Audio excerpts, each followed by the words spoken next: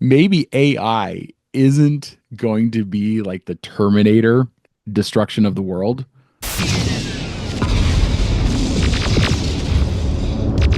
Maybe it'll be just the destruction of the world by destroying creativity.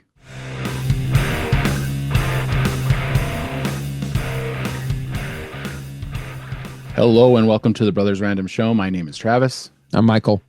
And we are two ordinary brothers discussing extraordinary ideas and some random shit. Michael, why are we here? Today, we are talking about the film industry and how AI will be affecting that. The internet is talking a lot about this, and we're going to join in the conversation. You're all going to die down here. Specifically, like creation, we are in a kind of a renaissance of creation. And most people, if you're on YouTube, if you're listening to this, you've watched at least one or two AI generated videos that is very close to realism. It's a little off. Sometimes the eyes are off. Sometimes the hands are off. Sometimes they morph into other things. And it's a computer generated image that somebody just put a prompt into. And this is kind of how AI is going to be working in the future. You put in a set point prompt of some kind, say, make me a warrior with a sword. And it'll generate a picture, good or bad, with a warrior with a sword. And you and I have dabbled in this. Some of our videos have AI generated pictures on them. There's a lot of talk about it being cheating. You're not really producing anything. You're just saying, here's this. This is kind of, you're not drawing it yourself. You're not putting in the man hours into it. It is fascinating to watch people online when they actually do a drawing and the progression of the drawing. And it'll have day counts, day 30, day 25. And it's a big detailed drawing, and it's beautiful and amazing. Well, an AI can do that within hours. Part of the discussion is if we replace art with AI generated stuff, first of all, is it valuable? Hello, I like money. And second of all, will it take over? Will it take over all of our art? And I've heard analogies like if there's an art gallery that's all AI generated material, are we going to really want to go to that art gallery? Yeah, and we discussed a little bit of this interview that Matt Walsh and Zachary Levi, right? Okay, from Chuck, and from Tangled, and from Shazam. You know, he's a fascinating actor. I believe that in very short order, AI will be so good that it will be indiscernible from human content. So people saying 2 years ago, AI is going to be stupid. Look, the picture's got like 6 fingers. Then it did. Now we're 100 times better than what that is. And the next step will be 1,000 times better. So if I believe that to be true, and I do believe that to be true, then all of a sudden now you have a technology that allows anyone, studios or Joe Schmo, to sit at home and work with an AI model to then creatively curate whatever you want. There was a conversation they had, and that was kind of Matt Walsh's. Yeah, nobody's going to go to an art gallery that's just made of AI. Now, the argument that Zachary Levi made was that it's already happening. There are already people creating on YouTube. There's already people creating on TikTok. And this is another tool. AI is going to just be another tool for somebody to just create something. Now, I think we are probably maybe 4 or 5 years away from a fully CGI AI rendered movie. Like, we're not far off from I don't think we're far. Yeah. I just watched with my kids Transformers 1, and that's all animation and stuff.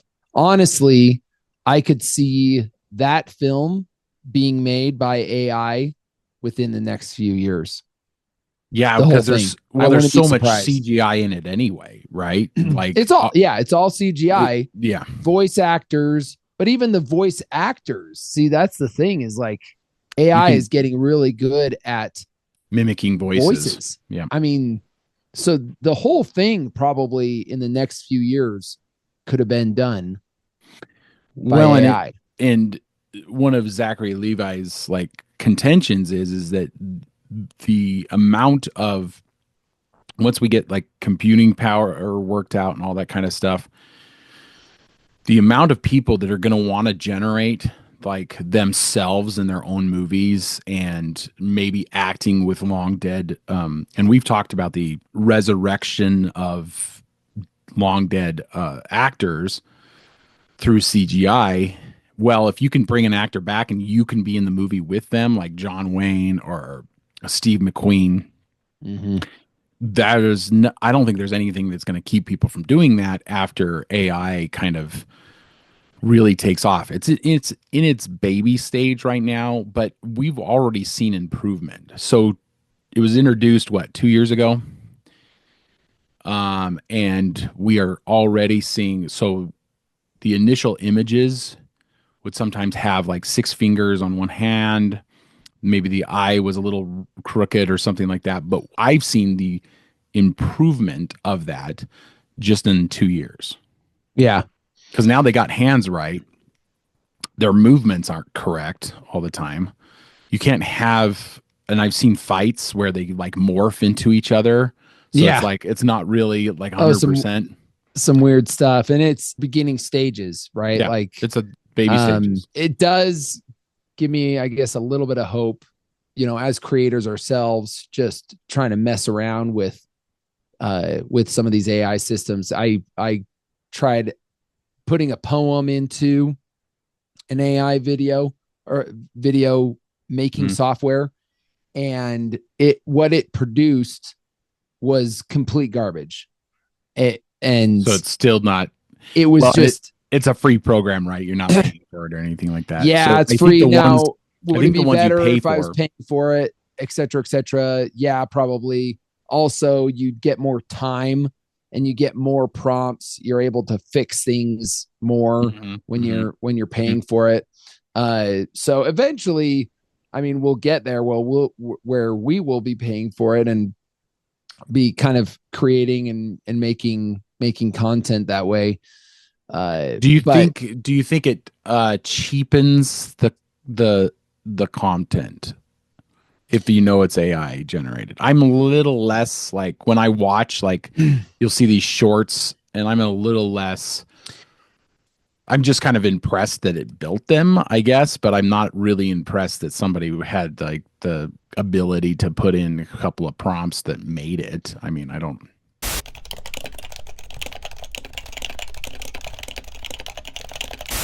So I think if this actually happens, if creators keep creating, and I'm not opposed to it, but I think what it's going to do, the unforeseeable consequences of creating a movie or an image really easy is I think it's going to do what porn has done to relationships, what video games has done to ambition. It's going to make it so easy for people to create that they won't pursue artistic excellence. I think that's where it's going. And I mean, do you kind of get what I'm saying? So porn probably is destroying relationships in some capacity, and video games are destroying ambition in some capacity. What if the ability to make your own movie with you as the star destroys creativity? I very well could be like creativity, because some of these videos that you see, somebody takes a camera, out to the beach and has a model or what have you, like, and they're taking pictures, they're taking film, like they're out in the elements doing these things. Whereas now you just Put a prompt into put a your prompt in. Make it on the beach. Make her boobs bigger. Like whatever. I don't know. Just like it seems cheap. But this is my thing.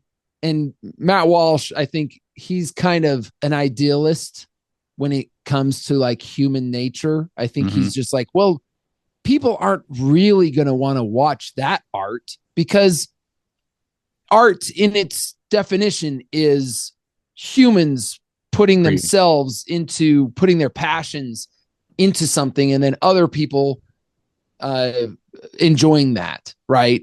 Mm-hmm. Well, I think we have seen so much cheapening of entertainment, but just there's been so much cheapening. So people are cheap.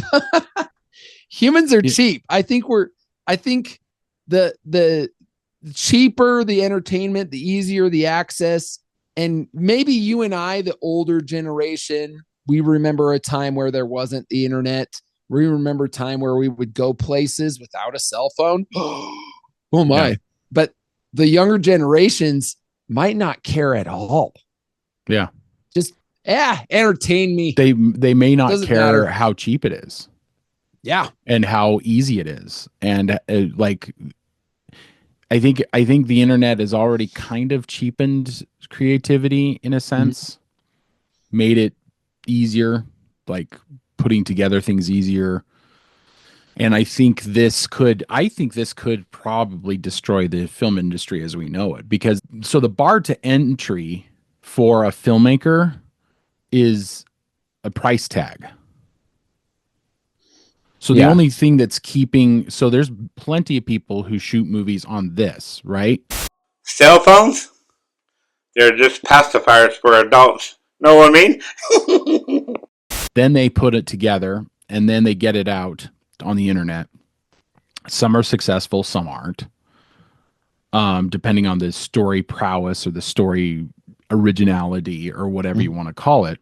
The entry level to get a movie out to an audience has almost completely collapsed. Imagine how easy it's going to be to make a movie if all you got to do is put in prompts, and then it looks photorealistic. We're probably 10 years away from it being that way, but I could easily see 5 years somebody makes the first attempt, if they haven't already made the first attempt, the first full AI movie, that attempt will come, and it's probably, I mean, people are probably already kind of attempting it, but like I said, I mean, this AI video software that, I mean, I put in this poem and it was just gobbledygook. Oh, it was complete gobbledygook. It was just a mess. And so it is that we're not quite there, but it's only it's only a matter of time. Yeah, exactly. And to bring it back to the film industry, like the film industry has kind of been killing itself, cannibalizing itself, eating itself like a snake for years now. I mean, they just had Hollywood has had some of the worst luck in the last 3 or 4 years. So they lost all their credibility with in the political sphere when they backed the wrong horse in the political sphere, and then they lost. People are losing their homes with the fires. The strike that happened last year. There's a writer's strike that happened last year, and the year before that, 2 or 3 years before that was COVID, and they were shutting down Hollywood. So Hollywood is really working on killing itself. If you take away the barriers of entry to Hollywood, and people start creating their own stuff on their computers, which they've been doing for a long time already. Mm-hmm. It's only now we're probably going to get like big budget blockbusters with explosions and stuff like that through the miracle of AI. Now, who knows? I don't know if they're going to be any better because there's been a serious lack of creativity already, right? So if creativity is already on the down slide, I don't know if maybe AI is the final nail in the coffin. You know, there's still an issue with connectivity, and this is one of the things that Matt Walsh brought up is like people don't really connect with these, or at least they haven't been. I think as of this recording, Captain America: Brave New World just came out. It's not done very well in the box office. It seems, from all accounts, seems to be kind of creatively bankrupt. And I think we're kind of seeing more of that creative bankruptcy as time goes on. So maybe creativity is already kind of on the downward slide. Yeah. Because of the internet, because of easy access to filmmaking tools. Yeah. Well, and maybe since creators like ourselves who have a barrier to entry might actually be able to make some pretty cool shit with it. Like with AI, but does it cheapen it? That's my question. Well, maybe entertainment has already been cheapened, right? Like maybe they've already done it. And now the people will start to kind of take over. The audiences who would go see movies now are starting just to make their own movies. And we become tribal again. Just a bunch of tribes watching each other's films. Yeah. Yeah, that might actually happen. We might just be tribes on the internet. So you'll have all these like pockets of different people who decide, and the economy will be split. There will be conservative economy. There will be a liberal economy. I just don't. I don't know if it's good for humanity. Like if you think about it in the long run, I think that the easy access to pornographic material hasn't been good for humanity. I think we're feeling that over the last 20 years, where it's been easy to get. I don't think it's been good. We have 7 million men in this country don't have jobs. The things that would have driven them to get jobs, like having a relationship with a woman, they don't need anymore. Or having success in life. If you can find success in a video game, then if you're a creative person and you can create something that is completely superficial and through an AI system and has little to no effect or skin in the game on to your life, like I think you kill creativity at your own risk, just like you kill relationships and ambition at your own risk. I think those parallels. I mean, maybe AI isn't going to be like the Terminator destruction of the world. Maybe it'll be just the destruction of the world by destroying creativity.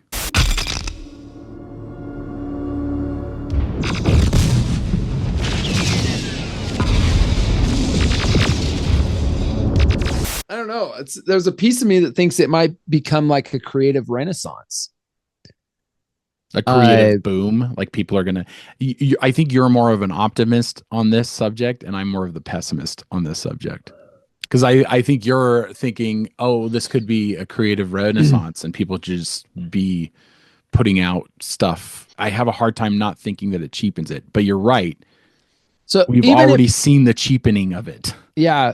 Like when you got Transformers 5 or when you got Fast and the Furious 8, it's like we are already seeing the cheapening of creativity. But do you think it's going to be the cheapening of it that keeps people from actually valuing it? So like we're already experiencing it with the last crop of movies that came out. I mean, I think you and I both admitted that there was only 3 or 4 movies that we really enjoyed this last year. Yeah. And I don't even know when the next movie is coming out that I want to see. Like I it's probably not for months. Because nothing that's come out I have even wanted to go see.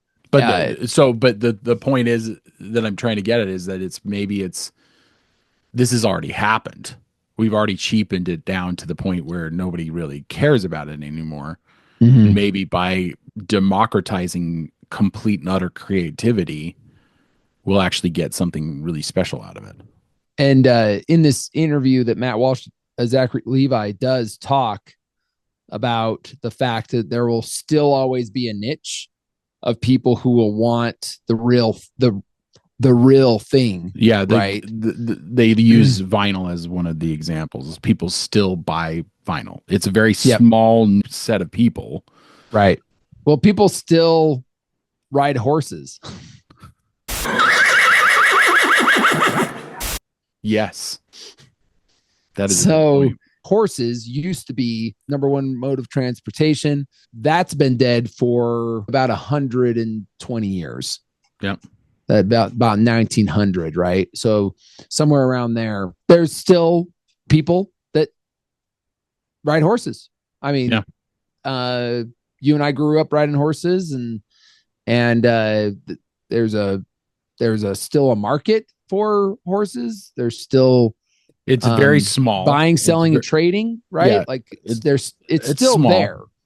Yeah, it's small, but it's still there. And so it could be, and I mean, Zachary Levi is investing into that hope that there will still be a market. Yeah. For that. And I suspect that, there probably would be, there'd be people. I guess in a way there would be people going to the movie theaters and they'd be like, nah, I don't want to see the AI stuff. I want to see the real thing.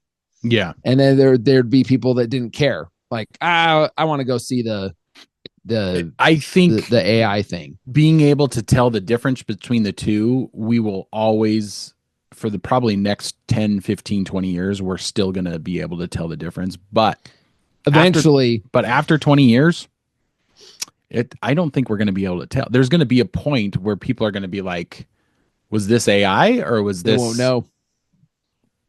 And that will probably be kept. And I mean, it would probably be kept secret. And somehow, I'm not sure exactly how they would be able to keep it secret. Yeah. I mean, this is the day of the internet. Like, things get out. Yes, things get right? out. So things are getting out. Like, we're finding out all sorts of things about our government that we really didn't.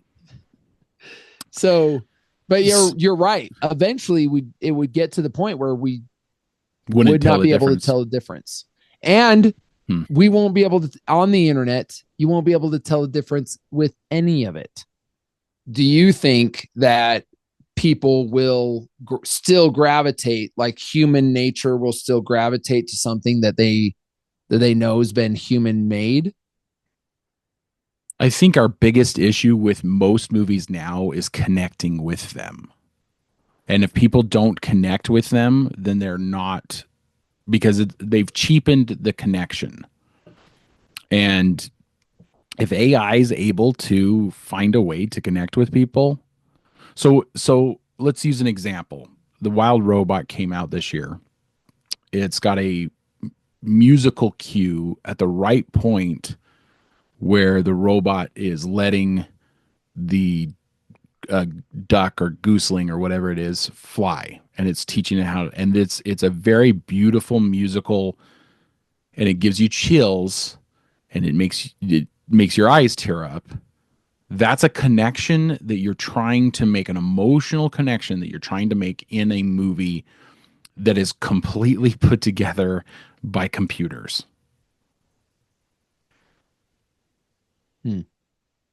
So it's possible, but there's a hand in it somewhere. There's a creator in it. Yeah. I guess the question is, if AI can do that, if AI can make that happen, make that connection happen, where it doesn't feel cheap or contrived, then we as a species are probably a little screwed, because that's where it's going to go. Hmm. If it can do that, if it can make tears well up in your eyes and chills go down your back, then that's the connection that we're all looking for in entertainment or with each other.